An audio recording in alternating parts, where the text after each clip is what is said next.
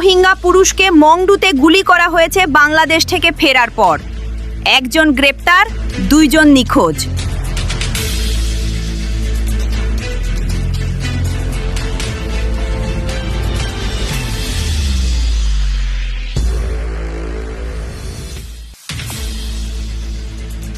Arakan স্থানীয় বাসিন্দাদের মতে 22 মার্চ বাংলাদেশ সীমান্ত কর্তৃপক্ষের মাধ্যমে ফেরত পাঠানোর পর মংডু টাউনশিপের মাংলা গ্রামে 3 রোহিঙ্গা পুরুষকে সন্ত্রাসী রাখাইন বিদ্রোহী গোষ্ঠী আরাকান আর্মি গুলি করে।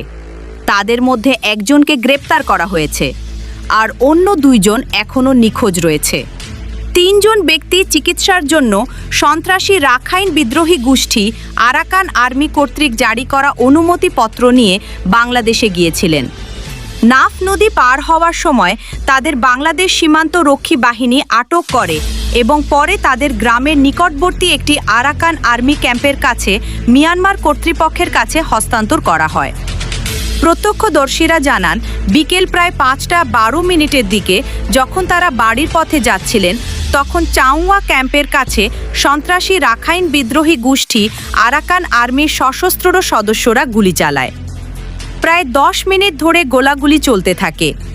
ঘটনার পর মাংলা গ্রামের 26 বছর বয়সী হালা মিয়াকে আটক করা হয়। বাকি 2 ব্যক্তি গুলির সময় নিখোঁজ হয়ে যান এবং তাদের বর্তমান অবস্থা অজানা রয়েছে। স্থানীয়রা জানান, প্রতিবেদন তৈরির সময় পর্যন্ত কোনো লাশ উদ্ধার করা যায়নি।